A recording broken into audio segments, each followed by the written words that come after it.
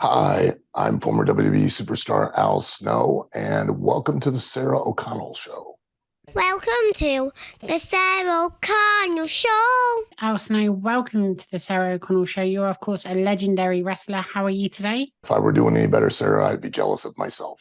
Now, before we get started, incidentally, I met you very briefly just before WrestleMania 21 at the Staples Center in 2005. Oh, really? Yeah, for about 5 seconds, you're walking somewhere, and I happened to spot you and said hi. Oh well, I'm sorry I can't remember. I'm lucky if I remember yesterday. It's easier Yeah. to remember you because you were a wrestler at a wrestling event, whereas I was an audience member, and there were quite a few of them. Well, it's a pleasure to meet you again. Yeah, I just thought I'd wait 15, 20 years and just bring it up then. Yeah, and just pick it up again. Yeah. Absolutely. You've been in wrestling for over 40 years, but can you tell me, what did you aspire to be when you were growing up? I wanted to be a professional wrestler when I was growing up. That's what I aspired to be, and I've been blessed, truly blessed, to get to do what I've dreamt of and loved to do for as long as I've gotten to do it. So I think I've been a very blessed and very lucky guy. Of course, we will get to the wrestlers documentary and OVW and all that good stuff, but I want to take us all the way back to the beginning and talk about before you were known as Al Snow, you wrestled as Avatar, Shinobi, Leif Cassidy, and the New Rockers. Can you tell me your favorite one of those alter egos? Well, actually, I was Al Snow long before those.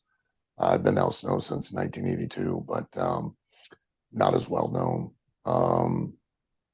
And they were all, awesome opportunities. I just unfortunately didn't know then what I know now that would have allowed me to really capitalize on them to their fullest extent, I guess. If I were to pick one that, I really enjoyed more than the others, it was probably when I was Leif Cassidy, because I got the honor and the privilege and the opportunity to team with Marty Jannetty, and that was just a great experience. You had some great matches at that time. I was rewatching one earlier. It was you versus Shawn Michaels. Marty Jannetty was on the outside. Bret Hart was on commentary. It was a really fun match. Oh, thank you very much. You developed your head gimmick in ECW. Can you tell me how things changed for you at that point? You mentioned you tried various guises over the years, but is that the one that resonated the most with the audience early on? So you ran with it a lot longer? I think because I've had, different aspects of my personality that were on display publicly, and each one kind of made a connection when I was smart enough to allow it to come out, and not be so focused on just the moves. The more I focused on trying to sell to an audience who I was, the more successful I was. And I think the head really played an important role in that at the time when, and not rightfully so, but at the time I had a lot of frustration because I had been, professional wrestler for probably 13, 14 years at that time. And I just felt like I wasn't where I wanted to be. And I felt like it was a lot of other people's faults, which actually wasn't true. It was my own. And having the head allowed me to vent a lot of that frustration. And as such, it really was me that was coming through. And so an audience was able to believe in me and the character. And, and that really I try to tell everyone is so important. If an audience can believe in who you are, regardless of what you're pursuing, if they can believe in who you are, they'll believe in absolutely anything you do. And that was really the case. I mean, I went from a nondescript performer to someone that you knew exactly who they were. You knew what they would do to win, what they would do not to lose. You knew how to describe them to your friends in a sentence or less, because you could turn on and go, there's this crazy guy on TV, he talks to the head, never know what he's going to do. And you've got me. And that's the key really to success is that one little thing. You need that authenticity. And as you say, you can be technically proficient, but if you don't stand out in any other way, then it's hard to remember the character if you're just wearing the same stuff and performing the same moves all the time. You need to have something else to have the audience cling to that character and want to root for them. Yes. Yeah. It's somebody that they either want to be like, someone they relate to, someone that they know is like that, it's got to be someone, that they can connect. If not, then it's not going to work. You were a big part of the Attitude Era. I've got lots of fond memories myself of all the storylines and matches you're in. But looking back, what were some of your personal favorites? It's funny because like at the time, I was like at first thinking that they were making a joke of me when they were doing the European title, and the fact that I embraced it and decided, well, if they're going to do that, I'm going to do it myself. And I can't tell you the number of people that come up to me still to this day, and are like, oh, that European Championship, when you came out as different countries, and I would love that so much. It was so entertaining, and that's really, I think the real test for me is that when people, come up and they'll remember a moment or they'll remember an angle or a storyline that we did back then, and or they'll, I think the two biggest ones are the European title and Steve Blackman. The tag team of Steve and I.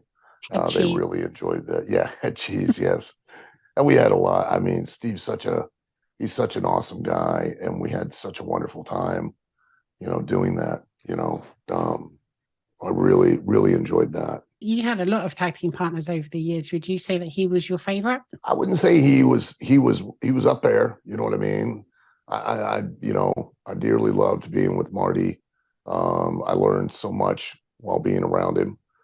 Steve was, so much, he was just enjoyable, and what, great person. And you're right. Glenn Jacobs, Kane, when we were a team, I really enjoyed being with him as well. Just a, great guy, wonderful person as well. So, I have had a lot of tag team partners over the years. I don't know why, but, I guess I just like to whore around. So. Well, you always have such great chemistry with them, especially Mankind. You're tag team champions as well. Yes. Yeah. And, Mick and I definitely share a certain on-air chemistry that, you find very rarely in a duo, and it works. That's why we were put together so many times in so many different instances to play off each other in front of the camera. And it was always fun working with Mick. Sometimes I wanted to choke him until he pooped his pants, but not always. Well, you'd probably only want to do that once, and it might put you off because then you're tag teaming with someone that smells. Yeah, true. Massive problem. Though he wore those brown pants, so it wasn't a big problem if he needed well, to. He wore brown pants, so it's not a big. Just as long as Sacco didn't turn brown. That'd be quite horrific. That'd be terrible. Worst finishing move ever. So looking back over your entire career, what would you say are your 3 best matches that you've ever had? Wow. I don't know. There are, for me, and Mick and I one time at a convention, a comic book convention, got in an argument about this. Because you ask him that question, he can give you exact things. Yeah. And I can't. And the reason I can't is because honestly, every time I go to the ring, whether it's in front of 6 people or 6,000 or 60,000, I don't care. I love doing it. And that's what matters to me. Is that, and there are times, that, certain matches are more frustrating, that didn't quite get what I wanted out of them, or, and some other matches are better, but to be able to quantify, just these particular ones, or this particular one, or this particular moment, when really every time I go out there, I'm like, I don't know how many times over 41 years, I've literally been like, I can't believe I get paid to do this. This is awesome. Absolutely. And you've had so many very matches too. I've had so much fun going back over your career and just watching random matches, big matches, and then ones on Heat. And I watched you versus The Rock, a Brahma Bull Rope match. You fought Road Dogg in the snow, which must have been interesting. The first is an entire ring of super minis. That was a great match. Oh, yes. Fire extinguishers, put yourself through a table, of course. Yeah. But see, that goes to prove that if an audience will believe in who I am, they'll believe in anything I do. Yeah. And, when you really, one of the, everybody goes, well, you were a what do they call it? A comic wrestler. And I wasn't a comic wrestler at all. I didn't do what I did to be funny. I did what I did to be entertaining. But because of the fact that, if you asked 9 out of 10 people back then, 9 out of 10 people would have swore I was medically and clinically insane, and so I was able to have the freedom to do things that would entertain an audience and they would accept it that no one else could do. My wrestling the minis, my wrestling myself, my wrestling the head, going out and doing a eulogy for a deer head on TV. All of those things an audience accepted and were entertained by for one reason, and that was because they believed I genuinely was insane. And that's great. I mean, I tell people all the time, there's no sense in suffering with insanity when you can really embrace it and enjoy it. I mean, it's so freeing. I mean, you don't have to worry about the rules. And also, I must say, it wasn't you at any point that was crazy. It was the head. So yes, that was the, and I want to make sure everyone understands I'm not making light of mental illness in any way. I never, would do that. A lot of people have a lot of challenges out there. I mean, and just, don't assume that just because you see me and, I've got my own. Everyone does. Everyone has a cross to bear. So, and I certainly don't make light of anyone's, troubles or challenges at all. So. That's it. I think some of the conversations you had in the documentary too. Transference. The case study, literally, the idea was that because of the schizophrenia, heard the voices, but transferred or believed that where the voices originated, they were crazy, not her. Right. So, that was kind of the tact I took with the head. That was what always led to the contention and the fact that we both were trying to be the one in control, supposedly. So. Yeah, because you read a lot into it, and I think it's actually really important to shine a spotlight on these things. And I certainly didn't know all that behind the character, and it sort of compelled me to want to learn more about it too, so I understand more things like that. And it's testament to you as a performer too. You had amazing wrestling skills, but you could put on an entertaining match or a serious promo or whatever it was and have the audience completely hooked no matter what you were saying. Yeah, I wanted to be as realistic as possible. And I wanted to understand, and I think doing that, it helped me to understand that a lot of people that suffer with these, and not necessarily suffer. You can't always say that they suffer, but the real thing that comes down to when people designate somebody as crazy or insane is that you just see reality in a different manner. And who's to say? You know what I mean? I would always, because I loved doing this, I would really have some deep questions, because people would come up and go, oh, you really believe that head speaks to you? And I go, of course they do. And then they, well, I can't hear him. And I go, well, do you believe God speaks to you? And they go, yeah. I go, well, I can't hear him when he talks to you. So which one's real? Not saying that God's not real or anything else like that. I just posed the question to make them ponder. There is the possibility that maybe, there's a reality that you don't hear, you don't see, and that doesn't mean that somebody's necessarily crazy. It just might mean that they are actually able to perceive something that none of the rest of us can. Yeah, people perceive the world and experience the world in different ways, right? Yes, absolutely. And that's why I think it's important to listen to each other and just learn from their experiences and share your own. Yeah. It's a really good conversation to have. Now, I'm going to apologize in advance for this statement. I have to bring it up. Sure, yeah. Okay, so at one point the head was replaced by Pepper the Chihuahua. Yes. And which led to you inadvertently eating your beloved dog, which you didn't notice because it didn't taste too peppery. No.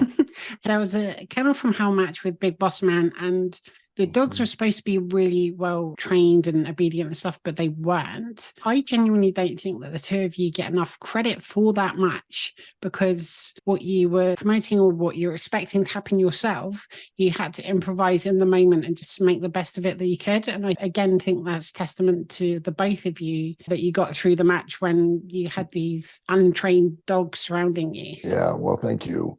That was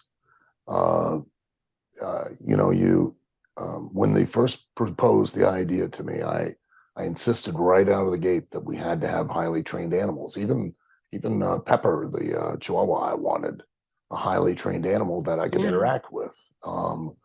And they, went to a veterinarian clinic, got a list of names of someone that owned a Chihuahua puppy, and then that was the extent of that effort to get a trained animal. And then through the whole course, every time I would arrive at TV, I go, okay, so we're going to have, and I was very distinct about it. I said, we're going to have highly trained under verbal commands animals that are all from the same kennel, so that the trainers can all say the keywords attack, and we'll have these four-legged sharks basically going around the ring trying to get at us.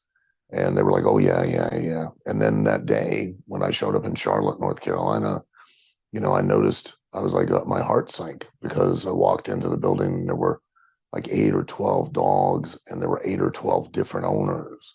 And then when I went around and asked everyone about their dogs, one had some obedience training, and I knew right then and there that we were sunk.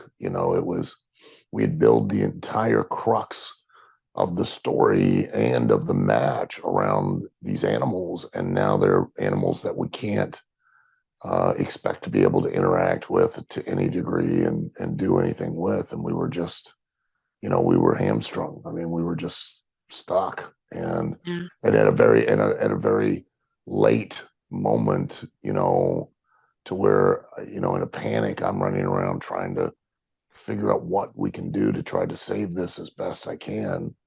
Because we didn't have the dogs. So it was a bad position to be put into. But, you have those and you move on. Absolutely. If you could wrestle anyone, past or present, in any kind of match, what would be your dream match? Geez, I don't know. I would love to have gotten the chance to wrestle Kurt Angle. I think that that would have been fun. Yeah. I did years ago in St. Louis, wrestled Harley Race, but that was just a TV match. And, if I were to ever really have had the chance to get in and actually have a competitive match with him, that would have been, I think something that I would have really, truly enjoyed on a whole different level, because he was such a consummate professional, both he and Kurt, and when you have an opportunity, like, you asked earlier, like, name 3 matches or whatever, but like one that always comes to mind, and it was in the last few years. There's a journeyman wrestler. His name's George South. He's been around for probably almost as long as I have in professional wrestling, and primarily worked in the Carolinas and in Virginia and West Virginia and up in Maryland, through wherever Crockett Promotions went. And we one night, we're on the same show. We were going to work with each other in West Virginia. And I didn't even see him physically until it was probably, not exaggerating, maybe 2 minutes before we were about to walk to the ring. And then when we saw each other, we spent most of that 2 minutes saying hi and then arguing over who was going to win, meaning I wanted him to win and he wanted me to win. Right. And because we didn't care who wins. So, and we were like about maybe the 4th or 5th match on the show. And there had just been these guys out there that had done everything short of setting themselves on fire. And the audience just kind of sat there like they were under threat of gunfire if they made a noise. And, you know, we went out there, we hadn't spoken, we hadn't planned anything. And we had people standing on their feet. And it was one of those where you don't even really talk to each other that much, just little short, you know, hey, this, hey, that. And the other person already knows what you want, knows why you want it, knows how to do it, knows, you know, and you just click, and it doesn't hurt, you know, as much for some reason. You're in there making jokes. We're in there laughing and cutting up, and the crowd's just going crazy over the whole match, like we're killing each other. And you know that those moments where you can get the crowd, it's effortless, and you and the other wrestler, it's more like a dance partner. And you really sense and feel what each other is doing at the time. And you can get the crowd to stand up, sit down, cry, laugh, scream, go quiet, all without thinking about it. You can just do it, and you know what's the right thing to do, when to do it, and why to do it to get that type of reaction. Those are the moments, like those are the matches I remember the most, that I, you know, and are what the things that hook me and have hooked me to want to just keep doing this over and over, and you know, always trying to go out and relive that, because there's no way to even come close to describing the adrenaline rush and the feeling that you get when you accomplish that. Oh, it's magical, isn't it? Yeah, it really I love is. it when you can tell when the wrestlers are just in sync and the audience is reacting to every move and emotion, and it's like the best film or best song you've ever heard, right? Yeah, and that's the magic. I try to tell everybody that, and I think that for the fans too, that the magic of professional wrestling is everything we do, whether it's for months of a story or it's just from the start of the bell to the end of that match, is to work towards a one singular moment that lives between us in the ring and the audience. And it can never be duplicated. No one will ever get to experience that moment like you and the audience do at that time. You can record it, you can watch it back, you can enjoy it, you can appreciate it, but you never get that moment, that magic that occurs between the audience and the wrestlers. And you know, and then you're off to the next one that you're going to try to build to make another moment. And then you know, and it's just that never ending chase of always that one moment between you and the audience. And I love that. I always think for the best matches for me, I don't necessarily remember every move that happens in the match, but I remember how it made me feel. Yes, I instruct that to the talent all the time, that, you know, and I always tell them, I want you to remember when you were just a fan. I want you to tell me your favorite match, the first one pops in your head, you know, and when you remember it, tell me anything other than who won, and really tell me anything other than how it made you feel, you know, and that's really what you remember. You know, you might remember a move or a high spot here or there in the match, a moment, but you really just remember who won and how that made you feel. That's it. Yeah. Absolutely. It's amazing. Yeah, it is. You've had such a long career in wrestling, and while everyone tries to protect themselves as much as possible, injuries do happen. Can you tell me what the injury that kind of affected you the most was, or the most severe injury you've experienced in the ring? Well, I've gotten plenty. I mean, you know, they all affect you to some degree or another. I've had cracked, bruised, broken ribs. I've had broken fingers, broken toes, broke my hand, broke my wrist, broke my elbow, which apparently is pretty tough to do. I've dislocated my right shoulder, separated both shoulders. I've fractured my neck twice, cracked my tailbone, fractured it, tore my groin, dislocated my hip. I've had both my knees replaced, broke my shin, broke my ankle. Yeah. It broke my nose. Probably I think I'm on the 13th time that's happened. Wow. That it's either been cracked or broken. And to different degrees. All the blood vessels in both eyes burst several times. Yeah, plenty. Lots of concussions. Oh, I bet. You know, as fans, to support wrestlers, we of course tune in or buy tickets or boo and cheer and buy merchandise and stuff. But I just want to take a moment to thank you for putting your body on the line to entertain us for 4 decades. Oh, please. There's no need to, because nobody came to my house and put a gun to my head and told me I had to do it.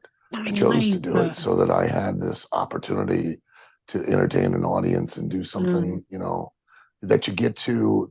The coolest thing is that with wrestling, if you're a wrestler, you get to be all at one time when you're in that ring. The minute you walk through that curtain, you're a rock star, you're an athlete, you're a superhero, you're a soap opera actor, you're so many, you're fireworks, you're, you know, you're everything all at one time when you walk through that curtain.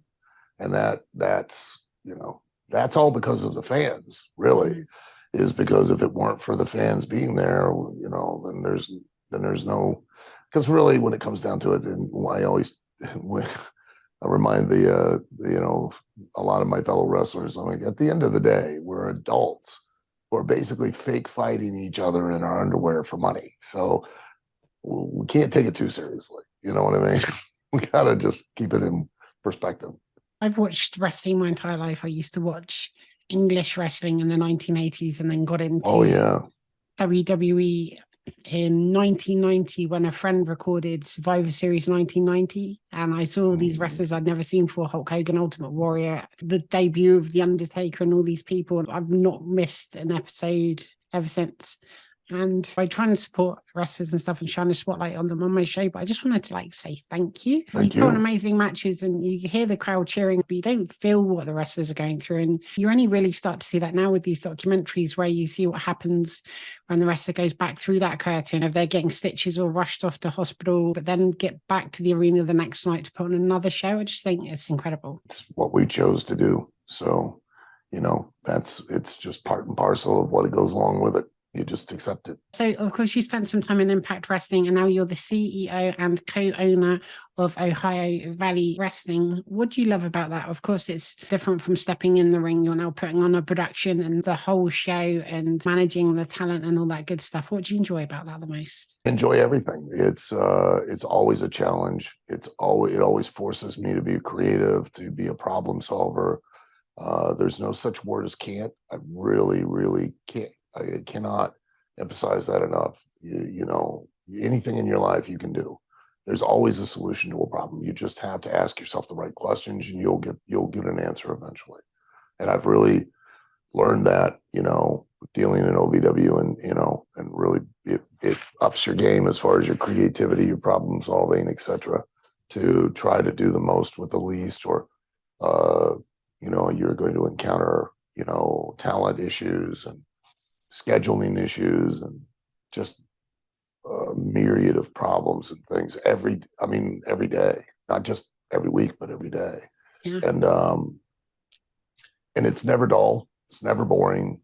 You know, it gets stressful and it gets challenging, but you know, I'm grateful that I have the opportunity to be a part of this and do it. And then, you know, all because of, you know, being a part of this had led to a 1 in a million chance of, you know, the docuseries wrestlers being happening and being in, and now, you know, it's streaming on Netflix on a huge, just a monumental, mammoth worldwide platform. Yeah. You know, they translated the documentary into 47 different languages, I believe. Amazing. So, because I would on Twitter, I guess the guy who had translated into Portuguese tweeted me and was like, "Oh, I love the show. I translated it into Portuguese." And then another guy in Turkey had, you know, complimented the show. You know, so it's you know, I know here in the United States we all think, you know, we're the center of the world, but there is a huge world out there, and through Netflix, you know, it's allowing us to reach it, not just for OVW, but for the wrestlers themselves and for wrestling in general. But, I'm hoping that this docuseries will, if you're not a fan, if you are a fan, I hope it gives you an increased respect and awareness and even a greater love for what you enjoy. If you're not a fan, I'm hoping that it opens the door and it at least gets you curious and gets you interested and you gain at least some kind of a respect and appreciation for the art form of physical storytelling that professional wrestling is. And maybe, just maybe, it might hook you, and we might actually grow the audience to where it's even larger than what it once was, not just for OVW, but for all of wrestling. So if that happens, if that can occur, then I'll be thrilled. The docuseries launched just the other day. I put on the first episode and genuinely watched the entire series without stopping. I thought it was amazing. 5-star show. Highly recommend it. But can you tell me, how did it first come about? When did they first approach you with it? Again, a 1 in a million situation, where, my one partner, he and his wife were school friends with a executive from BBC America, who came back into town for a wedding. They met, they talked, the conversation started, connected to another. She then connected them to another executive in BBC. Another partner took over the conversation. He came to town, did a short teaser reel that he then used to try to get Greg Whiteley, who was the executive producer and director of Last Chance U and Cheer. And, Greg was captivated by that. He was interested and then came here. Netflix gave them enough money for Greg and his crew to come here and do a short, one that they could show Netflix. Netflix agreed, and then here we are. I mean, it was, and again, what are the odds? I mean, it's not even 1 in a million. It's got to be 1 in God knows how many millions that this would happen. Even if you just think how many wrestling companies there are around the world, it's incredible. Can you tell me how long you filmed for, and why are the cameras following you around 24/7? Because you don't just what happens in the ring and behind the scenes, but also at home. They were here from the last week of May till the end of August. Right. And they were around. They filmed 7 days a week, 12 to 16 hours a day. Wow. And they filmed everything. I mean, literally everything. That it is not a lot of. I've seen a few people. Oh, this is contrived. It's fake. I got to tell you, it's anything but. The editors did an amazing job of piecing everything together to tell a story. But what you see is literally the real people behaving, reacting, and saying what they really think and feel, and and in real situations, in real circumstances. I mean, that because all they did was they just turned the cameras on, and Greg Whiteley insisted that he wanted to be a documentarian. He did not want anything other than what just was real and authentic. And it's a testament to all the staff and the wrestlers here that we all agreed, okay, then that's exactly what we're going to do. The world of wrestling has traditionally been incredibly secretive. You only see what's shown on TV or through select superstar interviews that they may do in certain places, usually in character. But this docuseries takes you behind the curtains to all the work that goes into producing a show too, and the worries and the conversations and the storyline pitches and all that good stuff that you normally don't get to see. And I really feel it's going to give people a greater appreciation, not only of the business, but everyone that works in front of and behind the cameras at OVW. I hope so. That's the goal. I'm very reticent. It's not that we're secretive. We're not, there's no secrets at all. And I think that's a big misnomer by everybody, that stuff. it's they're trying to pull one over. No, we're not. We know, and you know that we know. We just don't rub it in your face. Yeah. It's no different than when you're watching The Wizard of Oz, and you're throughout the whole movie. It's colorful, it's exciting, it's adventurous, it's magical, and then you get to the end and you find out it's just a little old man behind the curtain, twisting knobs and pushing buttons, and do you really want that?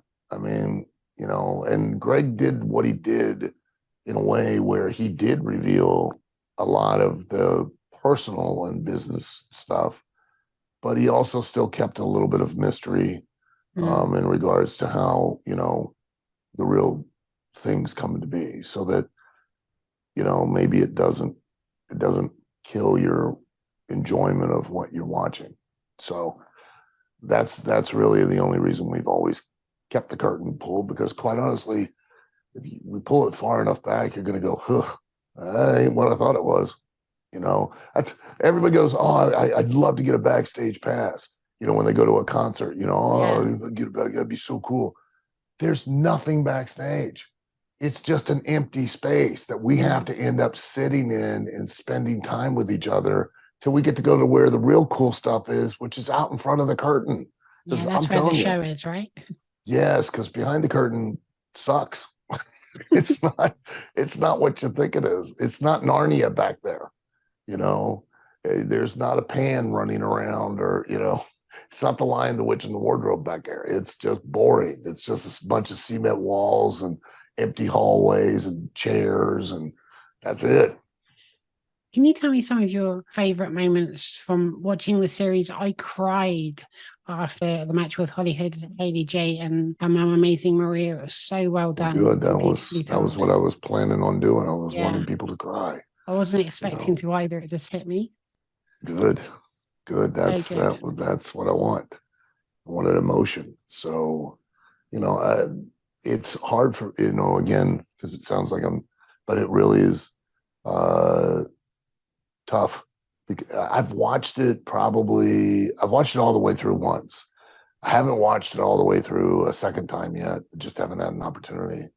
But I keep watching it because I'll do interviews and they'll like, oh, okay, we need you to, kind of comment on episode 3 or episode 4. And I'll be like, I don't remember what happened, because there's so much to take in Yeah. when you're watching that it's hard to keep track of it all. So, that's, yeah, I remember, the characters and the personalities and all of that. But that's a testament though to Greg.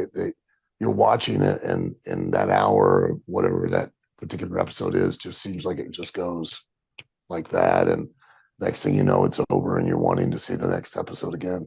Yeah, so good. Did anything happen while you're watching it that you had no idea happened at the time, or someone said something that Oh you weren't yeah, aware of? oh yeah. There were plenty of those that came up, and I was like, I had no idea that was going on. I didn't. I'd be shocked. Like I was like, where did that come from? So yeah, that happened a few times for sure. Wrestlers has already been a huge success. I checked today and it is still certified 100% fresh on Rotten Tomatoes or Tomatoes. Yeah. I heard that your last show was sold out as well. So congratulations for that. What's Yes. the reaction backstage to all of this good stuff being like? Everybody's really riding high. I think the best analogy we can use is that we're sitting in the roller coaster car at the very top of the hill, and we're about to go for a ride. It hasn't quite started yet, Yeah. but I think it's coming. I think it's gonna be a fun ride. It'll be, there'll be some ups and downs in it, and some thrills and chills. But at the end of the day, I think it's going to be a fun ride. I'm very excited to see how it all unfolds. Obviously, each week, every Thursday or midnight Friday in the UK, it's available on Fight instantly if anybody wants to tune in. Yes, and October 21st, we will have No Rest for the Wicked, which is our pay-per-view that we hold. And so if anybody wants to check it out, I would recommend you do it. It's, I think we do a really good job of, telling stories, building characters, and giving moments that happen on key shows. You really do. And if there was a chance of a season 2 of Wrestlers, would you love to do it? Well, certainly, yeah, absolutely. We're keeping our fingers crossed that that does occur. And I ask everybody to be kind, and because we're nothing without you, so help spread the word. Just continue to use hashtag Wrestlers Netflix, and on social media, and just keep putting it out there. Tell your friends, tell your family, to watch. Recommend it to them. And then the more we can get people to watch it and enjoy it, then there's more of an opportunity for a season 2. No, and if you're not watching anything on TV, just stream Wrestlers again. Just have it on in the background while you sleep. There you go. Yeah, that's all you have to do. I normally tell people to do that with my show, but I don't mind taking a break from it. So I need a season 2. Appreciate that. You're very welcome.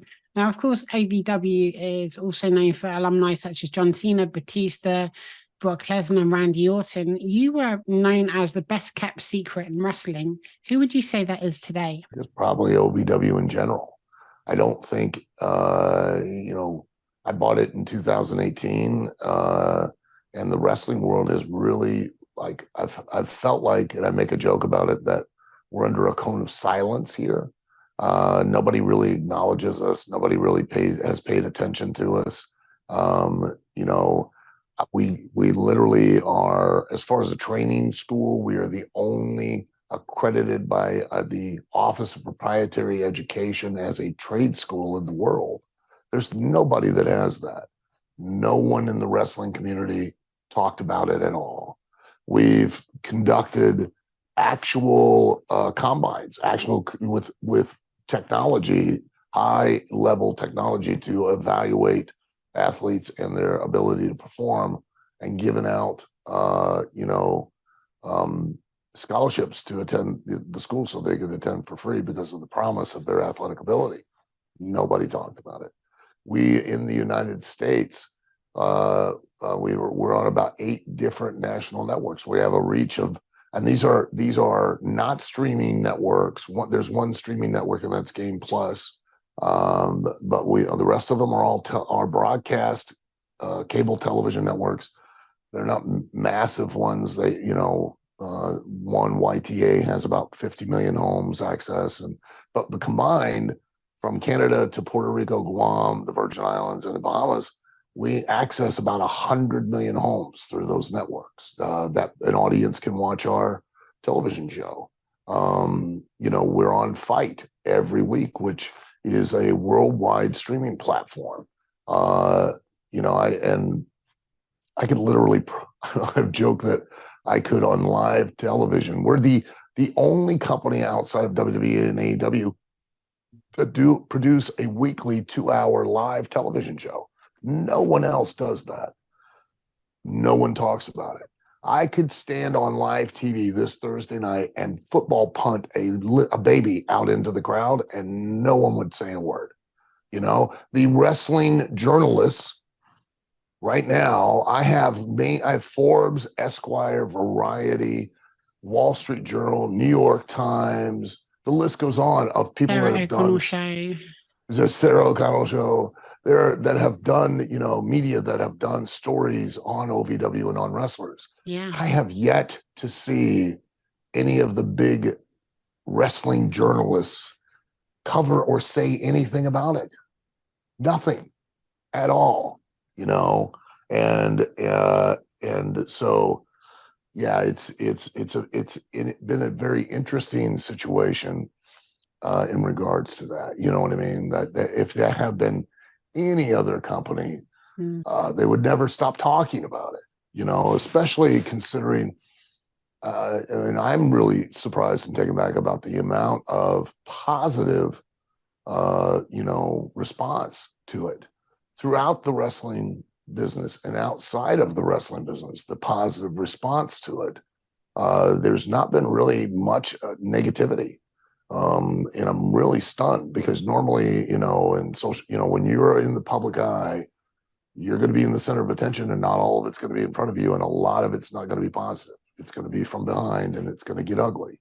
But we have not experienced that with this. And yet they won't talk about it. So I really think they're missing out. If you're genuinely a wrestling fan, I've watched pretty much every wrestling documentary I've ever seen be available on any platform at any time.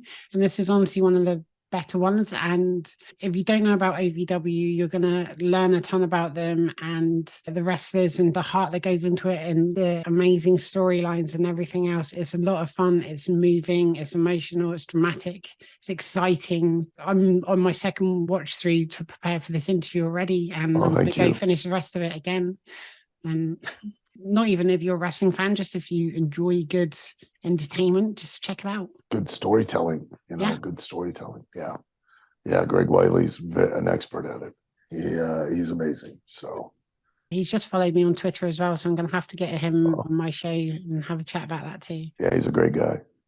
And so we spoke about some of the former members of OVW. I want to mention one more who's also previously been a guest on my show. Dolph Ziggler used to be in OVW, recently been released from WWE.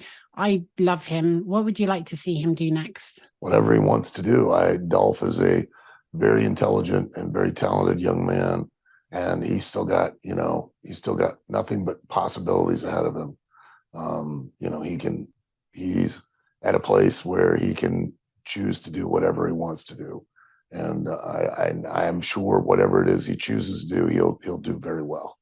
You mentioned, of course, you do a 2-hour live broadcast every single week. What is the most challenging or stressful part of that? I imagine it's if a backstage monitor goes down, so you can't see what's going on. No, it's the talent.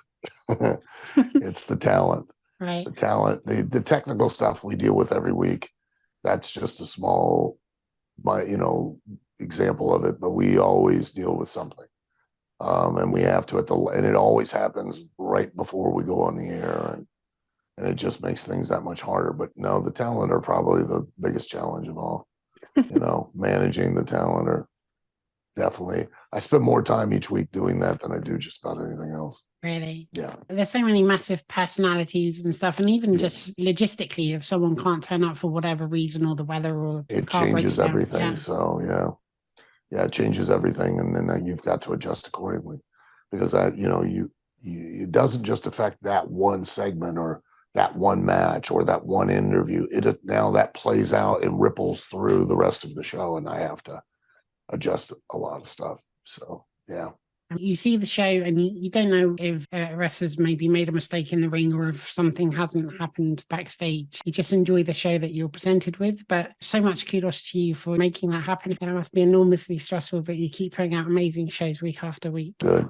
I'm glad you enjoy it. Thank you. Can you tell me what your relationship is like now with Matt Jones and Craig Greenberg? Getting better every day. It's improving. It's a work in progress, and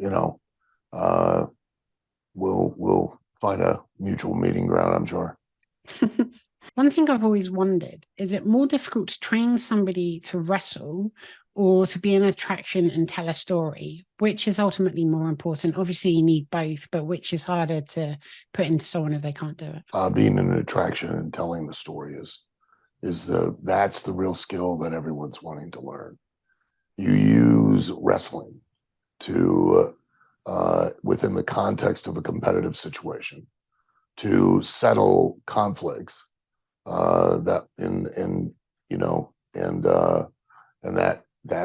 that's it. You create a conflict that people have an interest in seeing the two of these people go at it.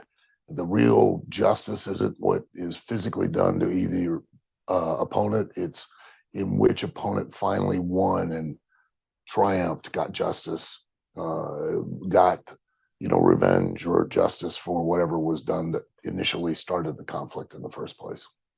Here's a question I ask every guest on the Sarah O'Connell Show. Can you tell me a fun fact about you, something we may not know, a hobby, a party trick, something like that? I, at one time, was able to play the banjo. Oh, really? Yes, when I was a teenager, I took lessons and learned how to play the banjo. Is that something you still do? Do you own a banjo? I don't anymore. No, I don't anymore. No, I haven't done so in ages, but I did there for a while, for several years when I was a teenager, played the banjo. Yeah. Did you ever consider incorporating that with your character at any point? No. No, not at all. Almost like Elias, but with a banjo. Yeah. No, didn't occur to me at all. Well, I know what to get you for your next birthday then. I'm going to send you a banjo, I think. Yeah, that's just what I need. I haven't touched one in ages. So, Well, you're in for a treat. but wasn't bad when I was a teenager, but those days are gone. Have you got any tips for anyone that wants to become a wrestler? What I would advise anyone, because you can do anything you want to do if you want to do it bad enough. If you don't want to do it, if you want to do it bad enough, you'll find a way. If you don't, you'll find an excuse. And that's just quite honestly the truth. You just need to be honest with yourself. We all lie to people every day, but the one person you should never lie to is you. And you need to say, am I willing to do things that others won't do so that I may live a life that others don't live? If you are, great, then go do it. Because I really feel the real success in life is doing what you love to do and what you're passionate about doing. Not a destination. If you aren't willing to do things that others don't do, that's fine. There's no judgment. That's not, obviously it's not for you. So don't do that. And don't now, because all you're going to do is you're going to get frustrated. You're going to get miserable. You're not going to be happy, and you're not going to get the enjoyment you want. But if you want it, believe me, you can go do it. That's really good advice. Now, you used to be a trainer on WWE's Tough Enough. Would you ever consider doing something similar in OVW to find new talent? If the opportunity came up, yeah, I'm sure. Yeah. I'm always looking for ways to create opportunities for talent to get exposure and elevate themselves. So absolutely. Fantastic. And so in 2019, you released your autobiography, Self-Help. Would you ever consider doing a follow-up, perhaps, of the more recent years in OVW? Maybe, I don't know. It's still available on Amazon.com if anybody wants it. But it was met with tepid success, and I don't know. I was very honest, very open, very direct, and admitted a lot of personal mistakes, not just professional ones, and but told a lot of funny stories in it too. And I don't know if I've been doing this with OVW long enough right now to really have amassed enough of an experience to then write another book about it. If you do, and I'll certainly be getting it. And as you say, your first book is available now. It's available in Kindle too, so you can just download it and have a ebook version of it, which I highly recommend. Thank you. You're welcome. And so you've also done some acting over the years in TV and film. Is that something you'd like to do more of in the future? I enjoy it. And I just recently did a supernatural Western that I enjoyed doing. Actually, I think it was this year I worked on it, and it's about to come out. And I do enjoy it, but it's a different world. It's and it takes a certain amount of commitment, and I just don't have enough time right now because of all the commitment that it takes with OVW. But when opportunities do come up, I'm always willing to go and take advantage of them. It's always been an awesome experience, and I'm hoping that more will come up as time goes by. Can you tell me what your proudest moment is, looking back on your entire career? Probably just the fact that I made the commitment and did it. That I didn't let any. I tell people. People say, well, what's your talent? And I go, I've only got one talent. I just don't quit. I don't give up, and I never have. And and that's been it. I've been able to live a life and go places and see things and do things and meet people and experience things that other people don't only watch on TV or on the internet. And I've been able to do all of that because of one thing. I just didn't give up. Which is, I think, the best skill to have, because it's how you make things happen, right? Sure. Yeah. And can you tell me what you're working on next? OVW, and this week's TV, and then next week I'll be working on OVW and that week's TV, and then in a couple of weeks I'll be working on the pay-per-view, and yeah, that never ends. That never ends. If you haven't seen OVW before, even wrestling, just go watch the Wrestlers docuseries and then tune in every Thursday night and then get your first pay-per-view, and I guarantee you'll be hooked. Thank you. Give it at least a year just to make sure. Yes, yes. Right? Really let it sink in, let it marinate. So final question, have you got any messages for people watching the Sarah O'Connell show and your fans around the world? Just I really want to genuinely and sincerely say thank you, express my gratitude. I tell people, the fans will come up and they'll be like, oh man, I can't thank you enough. I'll be like, hey, thank you for being a fan, because if you weren't a fan, I wouldn't have gotten to do what I've loved to do. So that I really genuinely mean. We're nothing without the fans, and I can't thank everyone for being a fan and supporting me in wrestling over the years. I can't thank everyone enough for being a fan of to any degree of OVW.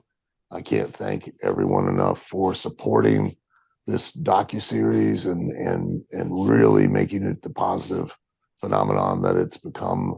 And that's all a testament to all of the fans out there in the wrestling world. So, thank you guys very much.